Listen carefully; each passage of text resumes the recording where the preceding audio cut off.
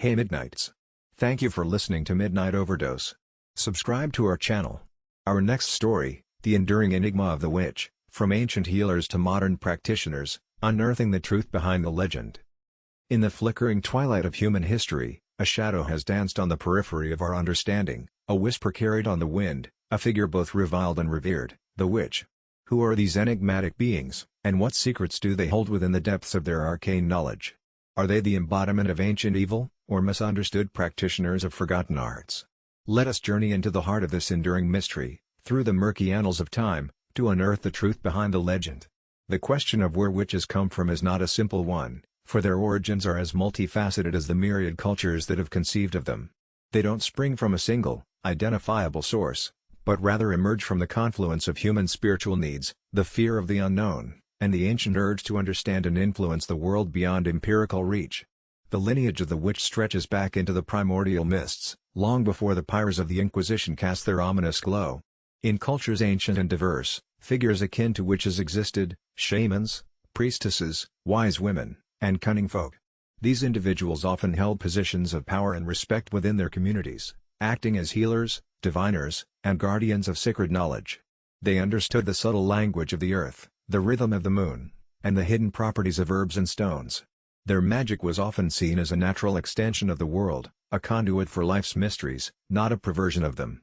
The Greek goddess Hecate, mistress of magic and crossroads, stands as a testament to the ancient reverence for such powers, embodying both the benevolent and the fearsome aspects of the supernatural. These early figures, often revered for their connection to the spiritual realm and their knowledge of the natural world, are the true ancestors of the witch, representing a deep human need to interact with the unseen forces that govern existence.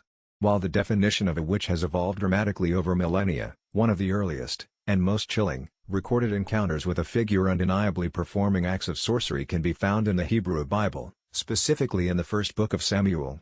This account describes King Saul, desperate and forsaken by God, seeking counsel from the witch of Endor. Circa the 11th century BCE, Saul, disguised, implores her to conjure the spirit of the deceased prophet Samuel.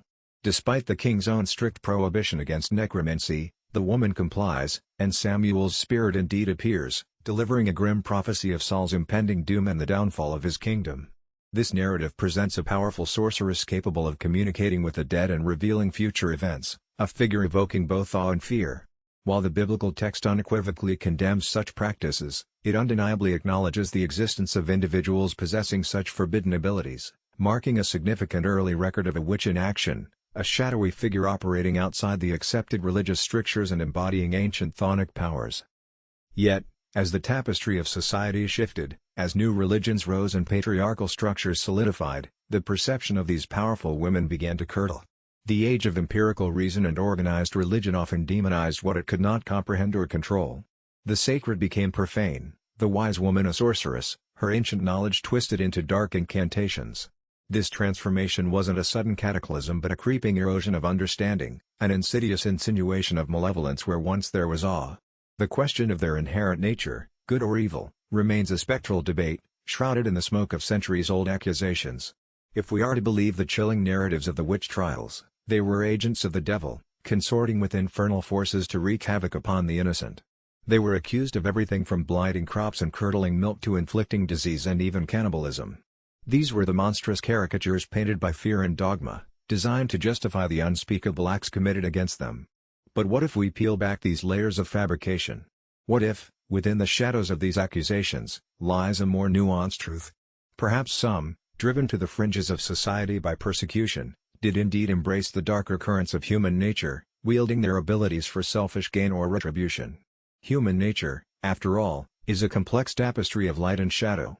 However, it's far more likely that the vast majority were simply victims, scapegoats for societal anxieties, political upheavals, and the insatiable hunger for control.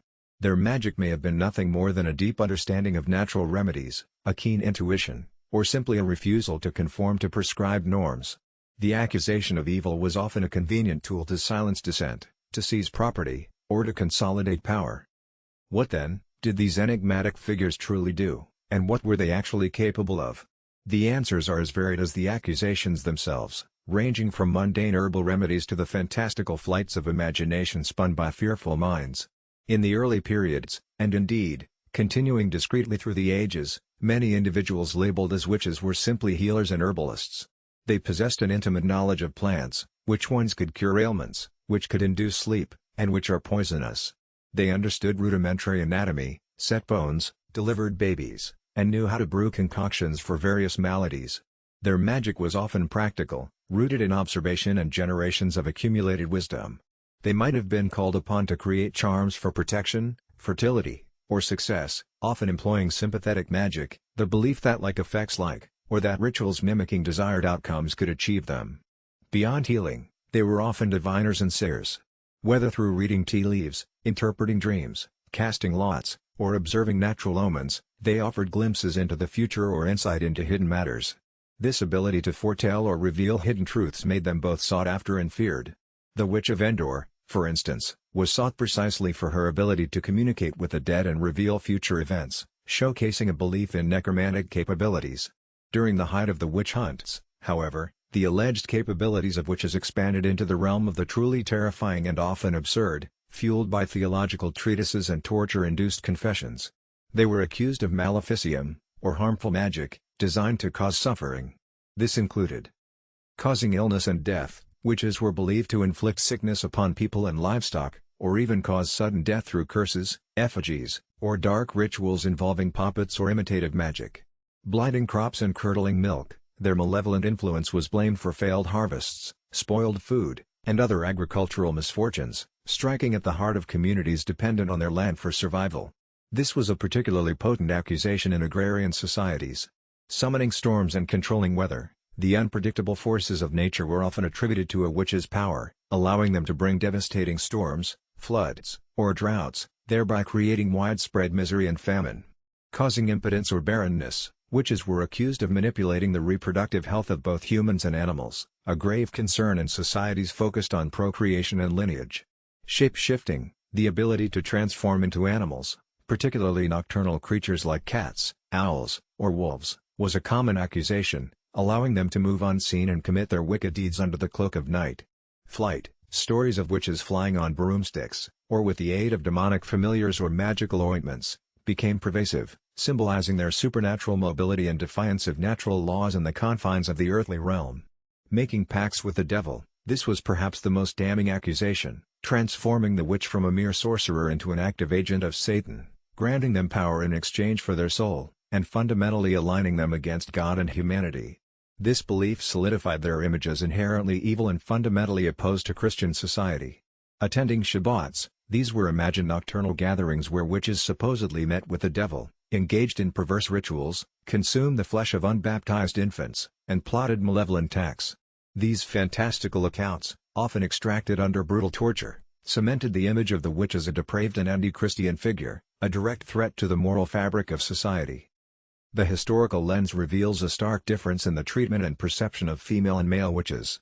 While men were certainly accused of witchcraft, and in some regions like Iceland and parts of Russia, they even outnumbered female accusations, the overwhelming majority of those persecuted and executed across Europe and British America were women. In England, for instance, women constituted approximately 90% of the accused. This significant gender disparity wasn't accidental, it was deeply rooted in societal prejudices and gender roles of the time. Female witches were often stereotyped as old, ugly, marginalized, and vulnerable, embodying a perceived weakness that made them more susceptible to the devil's temptations. Their traditional roles in domestic life, as healers, midwives, food preparers, and caregivers, placed them at the forefront of accusations when things went wrong within the household or immediate community. A spoiled batch of beer, a sick child, a stillbirth, or a blighted harvest could easily be blamed on the supposed maleficium of a local woman. Their extensive social contact in these occupations also increased the likelihood of misunderstandings or disputes that could escalate into witchcraft accusations. Furthermore, the Malleus Maleficarum, a particularly influential 15th-century treatise authored by Heinrich Kramer and Jacob Sprenger, explicitly argued that women were chiefly addicted to evil superstitions, attributing this to their perceived moral and physical weakness, their insatiable carnal desires, and their loose tongues. This text, among others, cemented the idea that women were inherently more prone to witchcraft, fostering a pervasive misogyny that fueled the trials. Women who dared to be independent, outspoken, or unconventional also ran a higher risk of being branded a witch, as their defiance challenged the patriarchal order and existing social norms. Male witches, or cunning folk and sorcerers as they were sometimes called, were often viewed differently. While they could also be accused of harmful magic, maleficium, their practices were sometimes associated more with learned magic, astrology, or a form of benevolent white magic, rather than the explicit demonic pacts often attributed to women. In some cases, male accusations were linked to a perceived failure in their roles, for example, a male healer whose patient died, or to specific instances of causing harm, rather than an inherent moral failing or a general susceptibility to the devil. However, when men were accused of witchcraft, especially in the later stages of the hunts, they were sometimes portrayed as effeminate or weak-minded, linking their supposed sorcery to a deviation from traditional masculine norms. The focus of the broader European witch hunts, particularly in their most intense phases, undeniably centered on the female form, making the image of the witch synonymous with woman. Among the countless lives consumed by the inferno of the witch hunts, one figure stands out, shrouded in both historical fact and enduring myth: Joan of Arc. While not a witch in the traditional sense of a magical practitioner, her story is inextricably linked to accusations of witchcraft and heresy, making her arguably one of the most famous individuals to be persecuted under such charges. Born around 1412 in Domremy, a small village in northeastern France, Joan was a peasant girl who, from the age of 13, began to experience profound divine visions and hear voices, which she identified as those of Saint Michael, Saint Catherine, and Saint Margaret. These voices, she claimed, instructed her to save France from English domination during the 100 Years' War and to ensure the Dauphin, Charles VII, was crowned king at Reims. Against all odds and the profound skepticism of the French court and military leaders, this illiterate farm girl, driven by an unshakable conviction, managed to convince the future king to grant her command of a contingent of troops. Dressed in men's armor, wielding a banner rather than a sword, Joan led the French to pivotal victories, most notably lifting the siege of Orléans in 1429, a feat that seemed nothing short of miraculous and turned the tide of the war.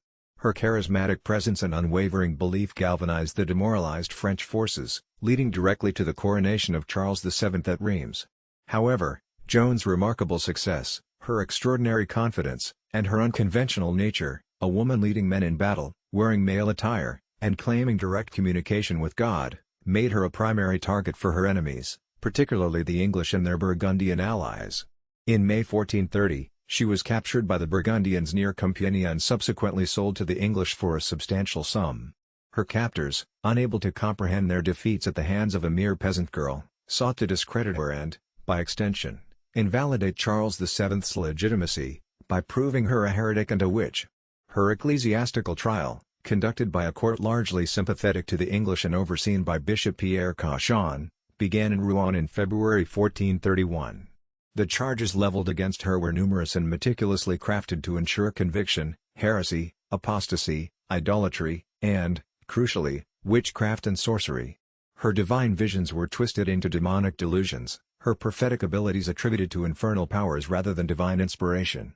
Her wearing of male attire was presented as an abomination, a direct defiance of biblical injunctions. Despite her astute and often defiant answers, which frequently confounded her learned interrogators and highlighted their own theological inconsistencies, Joan was ultimately found guilty on all counts. On May 30, 1431, at the tender age of 19, Joan of Arc was led to the old marketplace of Rouen and burned at the stake as a relapsed heretic. Her ashes were carefully scattered in the Seine River to prevent any veneration of her remains or collection of relics.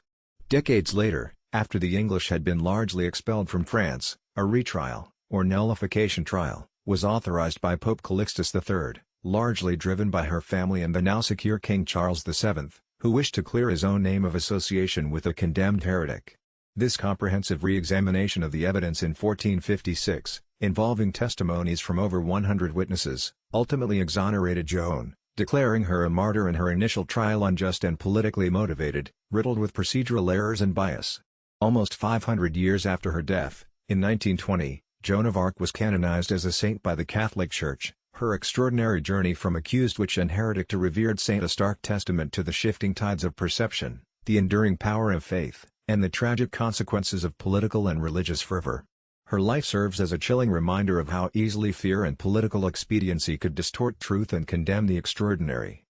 While the overall number of witch executions across Europe is estimated to be between 40,000 and 50,000, The epicenter of this brutal phenomenon was overwhelmingly within the Holy Roman Empire, particularly in present-day Germany. This region accounted for a disproportionately high number of trials and executions, estimated to be 40% to 50% of the total for all of Europe. The decentralized nature of the Holy Roman Empire, with its numerous small states and competing legal systems, often allowed local authorities and zealous princes to pursue witch hunts with unchecked fervor. Within Germany, several areas experienced particularly intense witch hunts, often leading to hundreds of executions in a short period. Among the most infamous were the trials in the Prinzbishoprics of Würzburg. The Würzburg Witch Trials, 1626 to 1631, are considered one of the largest mass executions in European history. During this period, an estimated 600 to 900 people were executed or died in custody across the entire Prinzbishopric. In the city of Würzburg itself, at least 157 individuals are confirmed to have been executed, though some estimates for the city proper go up to 219. Victims included people of all ages, sexes, and social classes, even children as young as 9 or 10, noble pages, and respected citizens like senators and vicars. Bamberg. The Bamberg Witch Trials, 1626 to 1632, ran concurrently with Würzburg and were equally brutal. Estimates for executions in Bamberg range from 300 to over 900 people, with about 900 confirmed executions between 1626 and 1632 alone. Similar to Würzburg, victims spanned all societal levels, and many wealthy and influential citizens were targeted, their properties confiscated. Trier. While slightly earlier, the Trier Witch Trials, 1581 to 1593, in the Prinzbishopric of Trier also resulted in a massive number of deaths, with about 368 people executed, making it one of the largest mass executions in peacetime Europe. These three prince-bishoprics in what is now Germany were particularly brutal, with the large number of fragmented, often competing, Catholic territories providing fertile ground for zealous persecution during the Counter-Reformation and 30 Years' War. The methods of execution for those convicted of witchcraft varied by region and legal tradition, but they were almost universally horrific. The primary goal was to inflict a death that was both painful and symbolic of their supposed crime, often involving fire to purify the body of the devil's taint and prevent the spirit from causing further harm. Burning at the stake. This was the most iconic and widely depicted method of execution for witches, especially in the Holy Roman Empire, Germany, Switzerland, and parts of France, as well as in Scandinavia. The underlying theological reason was that heresy, and by extension, witchcraft, often equated with a pact with the devil, a form of heresy, demanded purification by fire. In Germany, Würzburg, Bamberg, Trier, burning was the standard punishment. Victims were often led to the pyre, tied to a stake, and burned alive. In some cases, a small mercy was granted where the condemned might be strangled or decapitated before the fire was lit to ensure they were already dead or unconscious, but this wasn't always the case, and many faced the flames alive. For example, during the Würzburg trials, records confirm that all of whom were burned at the stake, sometimes after having been beheaded, sometimes alive. In Bamberg, to conserve wood for the numerous executions, a special crematorium was built at Salem, Maine. Accounts, like that of Johannes Junius, a former mayor of Bamberg, describe the horrific torture endured before the inevitable burning. In Scotland, burning was also the typical punishment, but it was usually preceded by strangulation at the stake. The body would then be burned to ashes. Hanging. In England and its American colonies, including the Salem Witch Trials, witchcraft was typically classified as a felony, not heresy. Therefore, the common legal punishment for felonies was hanging. While still a brutal death, it was generally considered less agonizing than burning alive. For example, in England, the witch-finder General Matthew Hopkins was responsible for the hanging of approximately 112 accused witches between 1645 to 1647. All 20 victims of the Salem witch trials were hanged. Drowning, ordeal of cold water. While not an execution method in itself, the swimming test or ordeal of cold water was a brutal form of trial used in some regions, particularly England. The accused's thumbs were tied to their opposite big toes, and they were thrown into a body of water. The belief was that pure water, being an element of God, would reject those in league with the devil. If the person floated, they were deemed guilty, as the water had rejected them, and would then face execution, usually hanging. If they sank, they were considered innocent, but often drowned in the process. It was a no-win situation designed to ensure a confession or a swift death. Beheading, less common as a sole method of execution for witchcraft but sometimes used, particularly for higher status individuals or as a mercy before burning, primarily in parts of the Holy Roman Empire. This was often seen as a more honorable death than burning. It's crucial to understand that the murder of witches wasn't just the final execution, it was often preceded by extensive and agonizing torture, explicitly designed to extract confessions and to implicate others. Without a confession, conviction was difficult in many legal systems, even if torture was illegal in theory under certain Roman law-influenced systems. However, in practice, during the witch hunts, such legal niceties were frequently ignored or circumvented, for example, by claiming torture was interrogation or questioning. Common torture methods included thumb screws and leg screws, devices that crushed fingers, hands, or shins, causing immense pain. Strappado, or hoisting, the victim's hands were tied behind their back, and they were suspended by their wrists from the ceiling, often with weights added to their feet, dislocating shoulders and other joints. The rack, a device that stretched the victim's body, dislocating joints and tearing muscles. Sleep deprivation, keeping the accused awake for days on end, leading to delirium and a willingness to confess to anything to make the torment stop. Pricking/searching for the devil's mark, the accused's body was meticulously searched for any marks, moles, warts, scars, that could be interpreted as a devil's mark, where a familiar was believed to suck blood. These marks would then be pricked with a needle, if no pain was felt or blood drawn, sometimes achieved with a retractable needle, it was taken as proof of guilt. Water torture, forcing large amounts of water down the throat or near drowning the accused. Starvation and exposure, denying food, water, and warmth, often in cold, damp prison cells.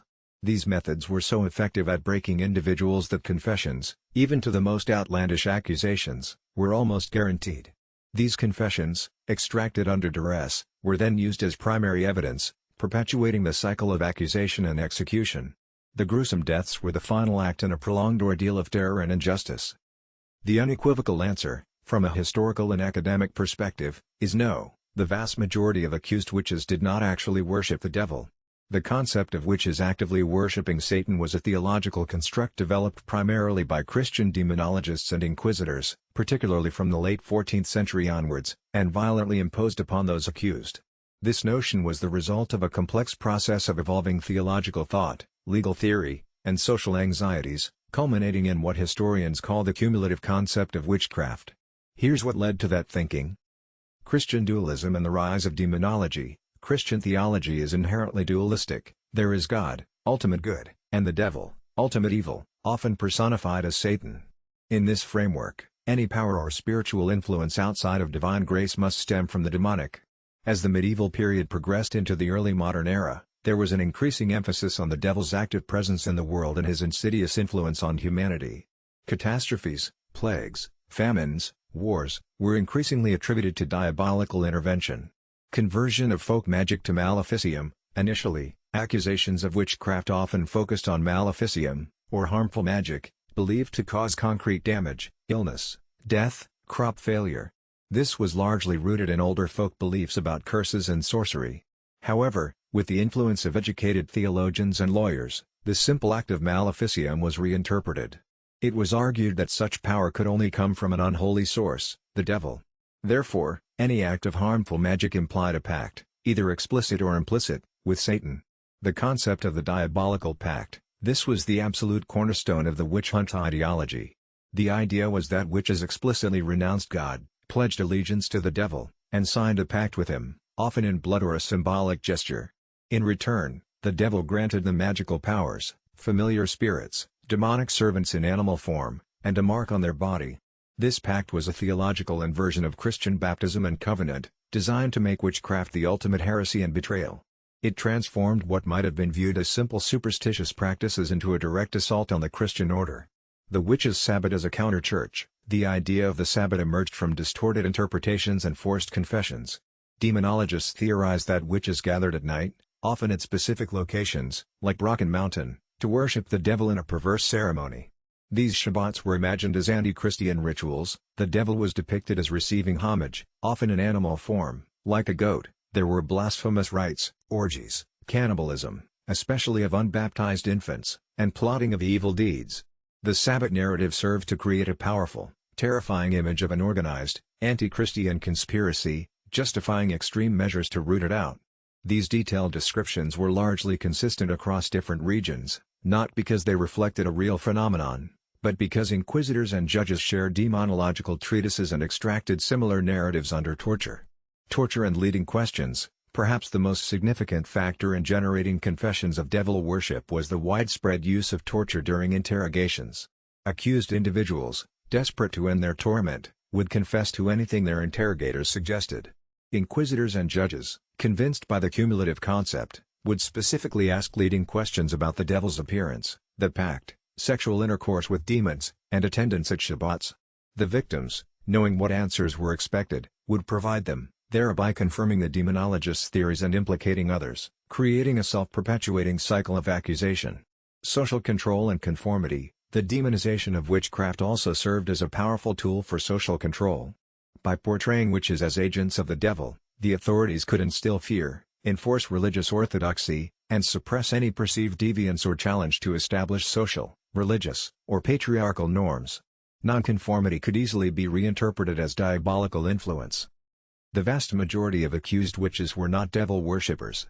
They were often marginalized individuals, healers, or simply people caught up in local disputes, whose traditional folk practices or unfortunate circumstances were reinterpreted through a sophisticated, yet terrifying, theological lens.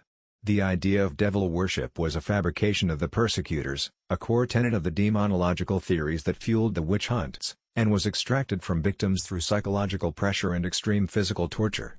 It was a projection of Christian anxieties and fears onto the other, rather than a reflection of actual organized devil-worshipping cults.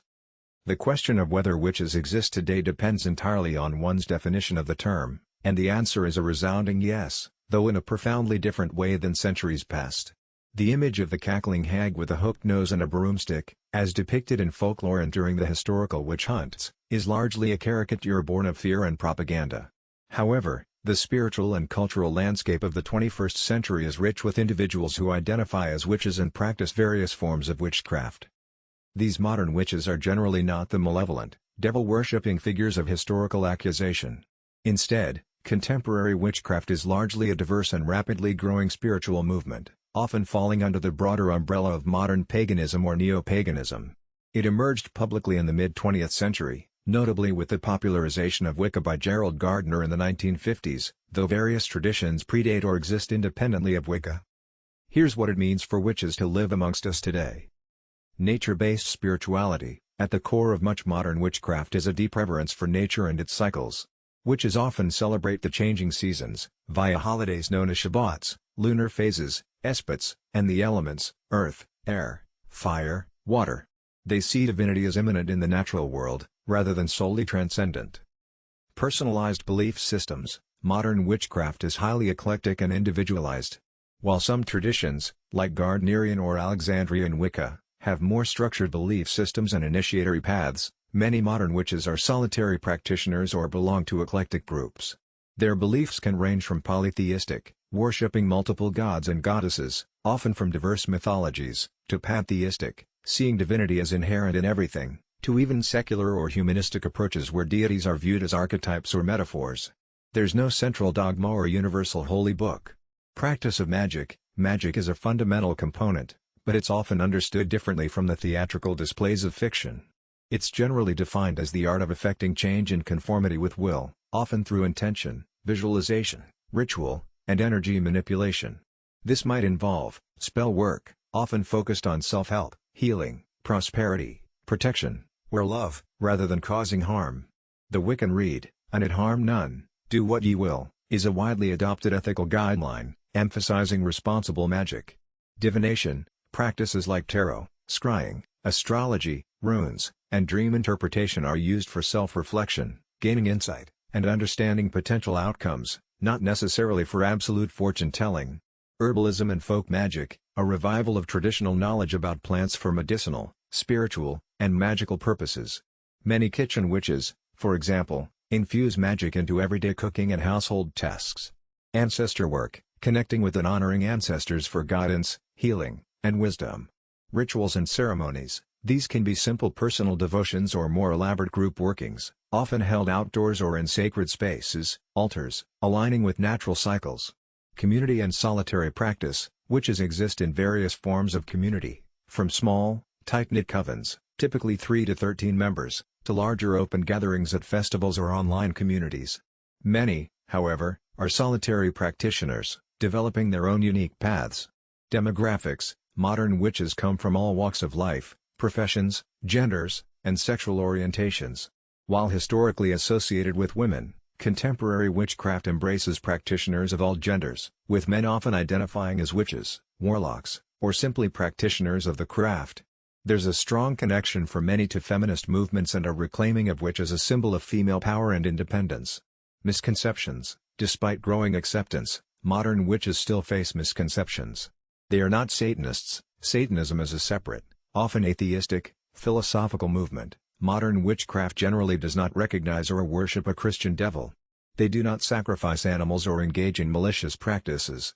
The evil witch stereotype persists in popular culture but bears little resemblance to contemporary practitioners. In conclusion, yes, people identifying as witches are indeed living amongst us today. They are your neighbors, colleagues, and friends, quietly or openly pursuing a spiritual path that often emphasizes harmony with nature, personal growth, ethical conduct, and the belief in one's ability to influence reality through focused intention and ritual. Their practices are a far cry from the terrifying accusations of the past, representing instead a vibrant and evolving expression of spiritual seeking in the modern world.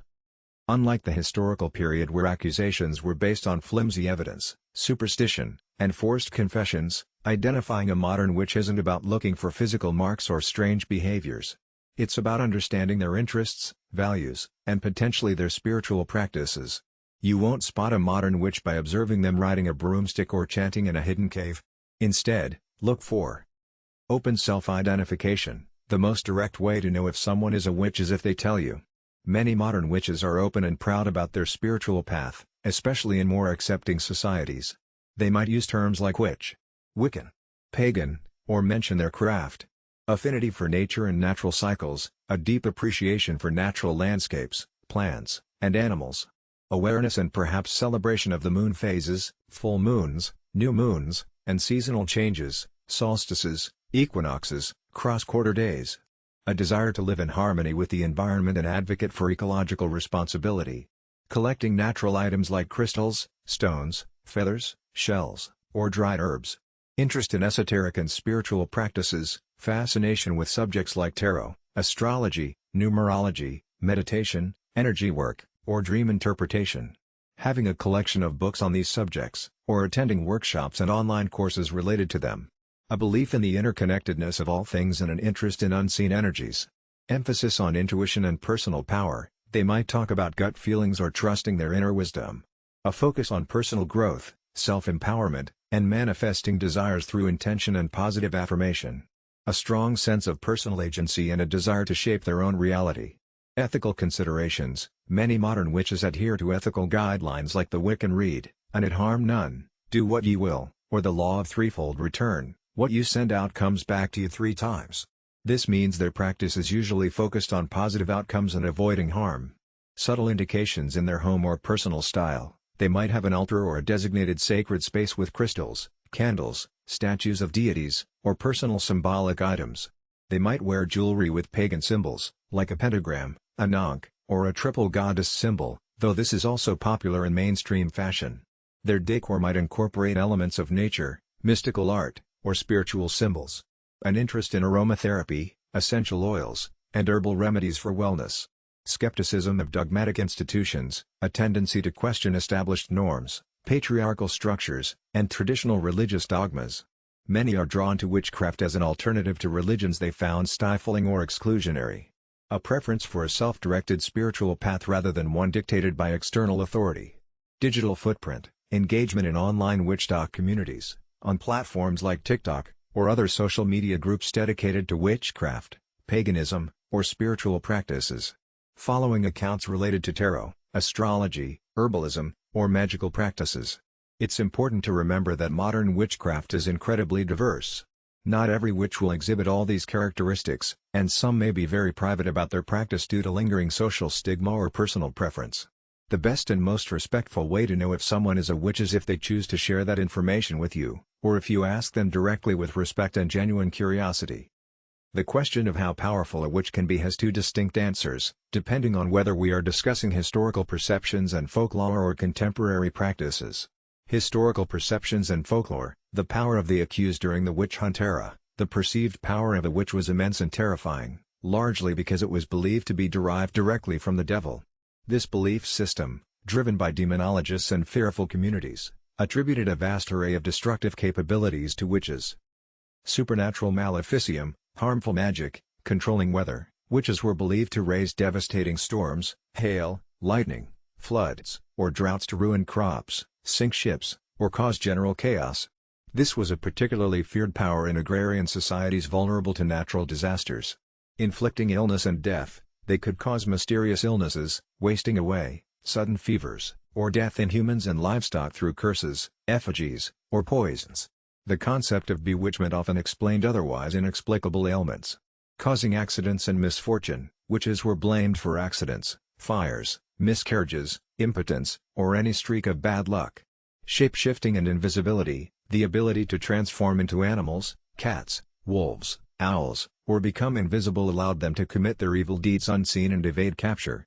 Conjuring demons and spirits: they were thought to summon lesser demons or familiar spirits to do their bidding, engaging in dark rituals and pacts with these entities. Social and psychological power: beyond specific magical acts, the belief in a witch's power held immense psychological sway. Fear of a witch could cause real stress, anxiety, and even psychosomatic illness within a community. Accusations themselves held power, allowing individuals or groups to eliminate rivals, seize property, or enforce social conformity. The power lay not just in the witch's alleged abilities, but in the community's terror and willingness to act upon it. Physical manifestations: alleged, accused witches often confessed under torture to feats of superhuman strength, derived from the devil, being able to fly, on broomsticks or with the aid of demons, and even having sexual encounters with the devil or his imps. These were not actual powers but rather the fevered imaginings and forced narratives generated by the persecutor's ideology. In essence, the perceived power of a historical witch was limited only by the imagination of their accusers and the scope of human misfortune. They were seen as agents of pure evil, capable of bringing about any calamity. Contemporary practices: the power of the modern witch. In modern witchcraft traditions, the concept of power is fundamentally different from historical demonological fears. It's not about supernatural abilities to defy natural laws or cause harm, but rather about personal empowerment and self-transformation. This is perhaps the most significant aspect of modern witchcraft. It's about recognizing and harnessing one's inner strength, intuition, and agency. Witches believe in their ability to shape their own lives, overcome challenges, and manifest their goals through focused intention, self-discipline, and aligning with universal energies. This is a psychological and spiritual power, not a literal one. Connection to nature and energy: modern witches believe in the flow of energy in the universe, often called chi, prana, or magical energy. They cultivate the ability to sense, direct, and work with this energy for specific purposes. Their power lies in their deep understanding of and connection to the cycles of nature, the phases of the moon, the properties of herbs, and the symbolism of elements. They don't control nature, but rather align with it. Psychological and emotional well-being: many practices, such as meditation, visualization, ritual, and spell work, are seen as tools for personal growth, healing emotional wounds, reducing stress, and fostering a sense of peace and purpose. The power here is similar to that derived from mindfulness, positive psychology, or psychotherapy. It helps individuals change their mindset and approach to life. Symbolic and archetypal power: modern witchcraft often engages with archetypes, like the goddess and god, myths, and symbols. The power comes from tapping into the collective unconscious and universal themes to understand oneself and the world. Rituals are often symbolic acts designed to create psychological shifts and reinforce intentions, rather than literally bending reality. Community and shared wisdom: for those who practice in covens or groups, there's a collective power derived from shared purpose, mutual support, and the combined energy directed towards a common goal, for example, group healing rituals, environmental activism. Knowledge and skill: a witch's power often comes from extensive study and practice in areas like herbalism, divination, tarot reading, astrology, meditation, and ritual construction. It's a learned skill set, not an innate supernatural gift in the fantastical sense. Therefore, while the historical witch was perceived as terrifyingly powerful in a destructive, supernatural sense, The modern witch embraces a more nuanced and empowering understanding of their own capabilities, one rooted in personal development, ethical living, and a deep reverence for the natural world.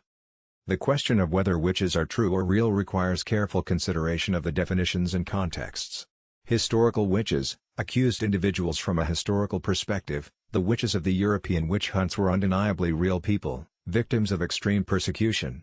Existence of accused individuals. There is abundant historical evidence, in the form of trial records, confessions, often coerced, legal documents, and eyewitness testimonies, confirming that tens of thousands of individuals were accused, tried, and executed for witchcraft. These were real men, women, and even children who lived and died. Belief in maleficium. It is also clear that throughout history, and across diverse cultures, people have genuinely believed in the power of certain individuals to cause harm through supernatural means, maleficium. This belief was deeply ingrained in society, leading to real fears and accusations. Practice of folk magic. Furthermore, there is historical evidence that many people, often labeled as cunning folk, wise women, or sorcerers, terms that sometimes overlapped with witch depending on context, did practice various forms of folk magic. This included herbal remedies, charms for protection or luck, divination, and attempts to counter perceived curses. These practices were real and documented, even if their efficacy is open to scientific debate. These individuals were not witches in the sense of a diabolical conspiracy, but rather practitioners of ancient traditions. However, the specific supernatural powers attributed to these accused witches by their persecutors, such as flying, making pacts with the devil, or attending Shabbats, were not real. These were fabrications of demonological theory, fueled by fear, torture-induced confessions, and societal anxieties. There is no empirical or scientific evidence that anyone ever genuinely possessed these supernatural powers as understood in the context of the witch hunts. The truth of these powers existed only in the minds of the believers and persecutors. Modern witches are also undeniably real people. Self-identification. There are countless individuals across the globe who openly identify as witches, Wiccans, or practitioners of various forms of modern witchcraft. They form communities, write books, share their practices, and celebrate their traditions. Their identity and spiritual path are real to them. Practice of contemporary craft. The practices of modern witchcraft, rituals, spellwork, meditation, divination, herbalism, nature veneration, are actively performed by these individuals. The rituals are real events, the herbs are real plants, the intentions are real thoughts, and the communities are real social structures. Subjective experience and psychological effects. Many modern witches report profound and transformative personal experiences, a deeper connection to nature, improved well-being, and a sense of empowerment through their practices. While these are subjective experiences, their positive psychological and emotional effects on individuals are real in terms of how they impact their lives. For example, setting an intention through a spell can be a powerful psychological tool for manifesting goals, similar to positive affirmations or therapy. Scientific evidence for supernatural abilities. From a strict scientific perspective, there is no empirical evidence to support the existence of supernatural magical abilities or powers as depicted in historical accusations or fantasy. The scientific method relies on testable hypotheses, repeatable observations, and measurable outcomes. Phenomena such as casting spells that defy the laws of physics, communicating with or controlling demons, literally flying through the air by magical means, inflicting curses that cause verifiable, non-psychosomatic harm. These types of supernatural claims have not been, and cannot be, proven through scientific inquiry. Psychologists and sociologists often offer explanations for experiences interpreted as witchcraft, such as psychosomatic effects. Belief in a curse can genuinely cause illness or anxiety, and belief in a cure can lead to a placebo effect. Cognitive biases. People may selectively remember instances where magic seemed to work and disregard failures. Social dynamics. Accusations and beliefs about witchcraft often emerge from social tensions, anxieties, and the need to explain misfortune. In conclusion, witches are true in the sense that real people have been accused of and persecuted for witchcraft throughout history, and real people today identify as witches and practice various forms of contemporary witchcraft. However, the supernatural powers attributed to historical witches were largely fictional constructs of the time, and there is no scientific evidence to support the literal, supernatural efficacy of magical spells or rituals in defying natural laws, either historically or in modern practice. The truth of witchcraft lies more in human belief, cultural practices, psychological impact, and social dynamics than in demonstrable supernatural powers. During the historical periods of intense witch hunts, particularly in early modern Europe, roughly 1450 to 1750, countless people claimed to have seen witches using their powers. However, it's critical to understand that these sightings were almost entirely based on superstition, fear, misunderstanding, and often, deliberate fabrication or torture-induced confessions, rather than actual magical phenomena. Here's a breakdown of what people believe they saw and the historical context behind these perceptions. Perceived manifestations of witchcraft. People saw witches using their powers in various ways, often attributing misfortunes to them. Illness and death. If a person or livestock suddenly fell ill or died without an obvious cause, it was often seen as the work of a witch. A child suffering from fits or convulsions, for example, might be declared bewitched, as happened with the girls at the start of the Salem Witch Trials. The symptoms, while real, were attributed to a witch's curse. Blighted crops and spoiled food. When harvests failed, milk curdled, or beer soured, communities often saw the invisible hand of a witch at work. These agricultural misfortunes, crucial to survival, were frequently blamed on a local suspected witch. Unexplained accidents and misfortunes, a house fire, a broken limb, or a string of bad luck could all be seen as evidence of a witch's malevolent influence. The idea was that a witch could cause maleficium, or harmful magic, through subtle means. Spectral evidence. During trials like those in Salem, accusers claimed to see the specter, spirit or apparition, of the accused witch tormenting them, even while the witch's physical body was elsewhere. This was a highly controversial form of evidence that led to many wrongful convictions. Confessions of diabolical acts. Under extreme torture, accused witches would confess to fantastic acts, such as flying on broomsticks, attending Shabbats, nocturnal gatherings with the devil, having sexual intercourse with demons, or transforming into animals. These confessions were then taken as proof by the authorities that such events had indeed occurred, even though they were products of agony and fear. Witches' marks and familiars. Accused witches were often stripped and searched for devil's marks, moles, warts, or scars believed to be where a familiar, a demonic spirit in animal form, like a cat or toad, sucked their blood. If such a mark was found, it was seen as proof of a pact with the devil. Failure of countermagic. Sometimes, people would perform countermagic rituals to try and identify or stop a witch. For example, a witch cake, made with a bewitched person's urine and fed to a dog, was used in Salem with the hope that the dog would reveal the witch's identity. When such rituals failed or appeared to work, leading to accusations, it further solidified the belief in the witch's power. From a modern, rational perspective, there is no scientific or empirical evidence that anyone has ever possessed or used supernatural magical powers as described in historical witch accusations. The sightings and evidence were products of mass hysteria and social psychology. In times of stress, disease, and social upheaval, communities were susceptible to collective delusions and scapegoating. Fear and anxiety could manifest in physical symptoms or accusations that were then interpreted through the lens of witchcraft. Misunderstanding of disease and natural phenomena. Without modern scientific understanding, illnesses, like ergot poisoning, which can cause convulsions and hallucinations, possibly at play in Salem, and natural disasters were often attributed to supernatural causes. Confirmation bias. People tended to see what they expected to see. If someone already suspected their neighbor of being a witch, any misfortune befalling them or their community would confirm that belief.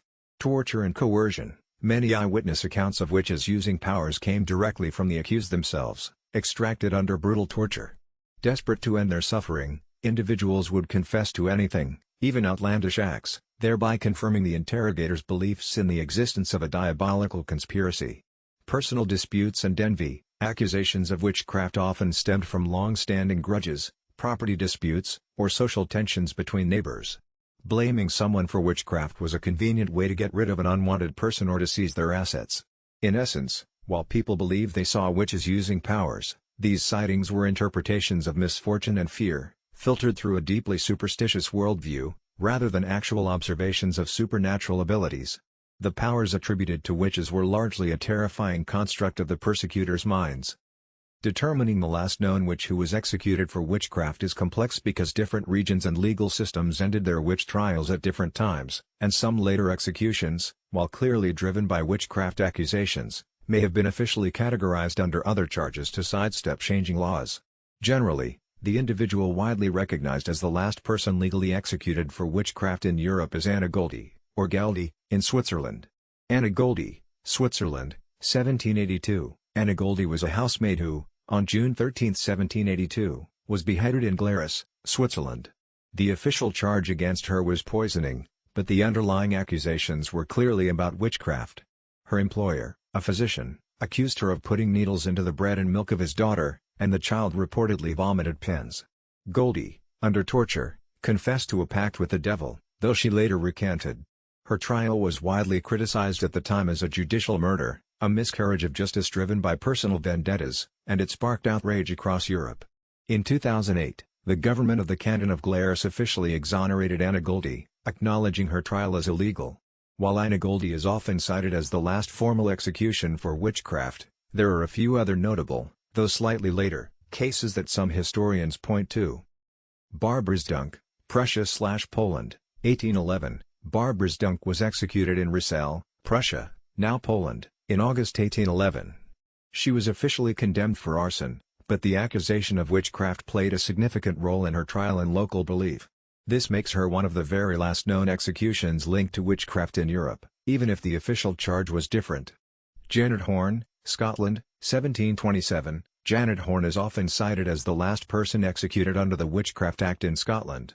She was accused of turning her daughter into a pony and riding her. Both Janet and her daughter were subjected to the swimming test, dunking, and when both floated, they were condemned. Janet was burned alive in Dornoch. It's important to differentiate these tragic historical executions from the concept of modern witchcraft. These individuals were victims of societal fear and legal systems rooted in demonology, not practitioners of contemporary pagan traditions. Therefore, while the era of legal executions for witchcraft is definitively over, people who identify as witches and practice contemporary witchcraft are certainly known and present on Earth today, representing a vibrant and ethical spiritual movement far removed from the historical horrors. In the context of modern witchcraft, particularly within traditions like Wicca and other forms of Neo-Paganism, it is common to categorize witches or their practices based on their affinity for a focus on the classical elements. These elements are not seen as literal physical substances to be controlled, but rather as archetypal forces, energies, and symbolic representations of aspects of nature, the human psyche, and the universe. The most commonly recognized elemental categories are based on the four classical elements, often with a fifth, earth, associated with the north, winter, midnight, and the color green or black, qualities, grounding, stability, fertility, abundance, practicality, growth, patience, manifestation, physical world, material possessions, security. Types of witches who might strongly resonate with earth. Green witches/nature witches, deeply connected to the plant kingdom, forests, gardens, and the natural world. They work with herbs, plants, stones, and the energy of the land for healing, growth, and manifestation. Environmentalism is often a strong focus. Kitchen witches/hearth witches, focus their magic on the home, hearth, and domestic life. They infuse intention into cooking, baking, cleaning, and creating a nurturing environment. Their magic is practical and often involves the use of herbs, food, and household items. Crystal witches, specialize in working with the energies of crystals, gemstones, and minerals for healing, energy work, protection, and amplification of intentions. Elemental earth witches, specifically cultivate a deep connection with the earth element itself, working with soil, rocks, root systems, and the spirits of the land. Air, associated with the east, spring, dawn, and the color yellow or white, qualities, intellect, communication, inspiration, knowledge, thought, clarity, creativity, wisdom, divination, travel, new beginnings, truth. Types of witches who might strongly resonate with air. Academic witches, focused on study, research, and understanding magical theory, history, and correspondences. Their power comes from knowledge and intellectual exploration. Divination witches, specialize in methods like tarot, scrying, astrology, runes, and dream interpretation to gain insight, receive messages, and understand patterns. Communication witches, focus on spells and rituals related to clear communication, persuasion, writing, and networking. Weather witches, in a modern context, while not literally controlling the weather, they might work with weather patterns for symbolic purposes, or to harness the energy of the wind and sky in their magic. Elemental air witches, cultivate a deep connection with the air element, working with wind, breath, sound, and the mental realms. Fire, associated with the south, summer, noon, and the color red or orange, Qualities: passion, energy, transformation, will, courage, purification, creation, destruction, inspiration, drive, action, protection. Types of witches who might strongly resonate with fire: candle witches, heavily utilize candle magic, focusing their intentions into flames for various magical purposes. Energy witches, focus on directing and manipulating energy, often through visualization, intention, and direct channeling, without necessarily relying on many physical tools. Transformation witches, those who focus their magical practice on personal or external change, breaking old habits, banishing negativity, or igniting new projects. Elemental fire witches, cultivate a deep connection with the fire element, working with flames, sunlight, heat, and the transformative power of fire. Water, associated with the west, autumn, dusk, and the color blue or silver. Qualities: emotion, intuition, healing, purification, subconscious, dreams, empathy, fluidity, adaptability, cleansing, psychic abilities, compassion. Types of witches who might strongly resonate with water: sea witches, draw power from oceans, lakes, rivers, and all bodies of water. They work with shells, driftwood, sea salt, and moon water, often focusing on emotional healing, cleansing, and manifestation. Lunar witches, have a strong connection to the moon and its phases, working with lunar energies for intuition, emotional balance, and manifestation. Healing witches, focus on emotional and spiritual healing, often incorporating ritual baths, infused waters, and empathetic connections. Divination witches, specifically scrying, utilize water for scrying, gazing into reflective surfaces, to gain intuitive insights. Elemental water witches, cultivate a deep connection with the water element, working with liquids, emotions, and the flow of energy. Spirit, ether, akasha, often associated with the center, or all directions at once, and the color purple, white, or black. Qualities: the unifying force, the divine, consciousness, the essence of all things, spirit, universal energy, transcendence, connection to the divine or higher self.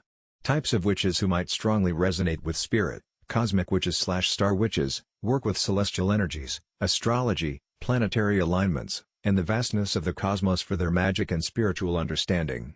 Hedge witches, often seen as traveling between worlds, the hedge representing the boundary between the mundane and spiritual. They may practice astral projection, spirit communication, and shamanic journeying. Eclectic witches, while not exclusively tied to spirit, many eclectic witches, who blend various traditions, recognize spirit as the overarching element that informs and connects all their practices. Shamanic witches, connect deeply with spirit guides, animal totems, and other realms for healing, guidance, and spiritual insight. It's important to note that these categories are not rigid. Many modern witches consider themselves eclectic witches, meaning they draw from multiple traditions, elements, and practices that resonate with them, rather than strictly adhering to one path. A witch might primarily identify as a green witch but also utilize fire in their rituals and have a strong connection to lunar cycles, water. These elemental categorizations serve as frameworks for understanding affinities and specialization within the diverse world of modern witchcraft.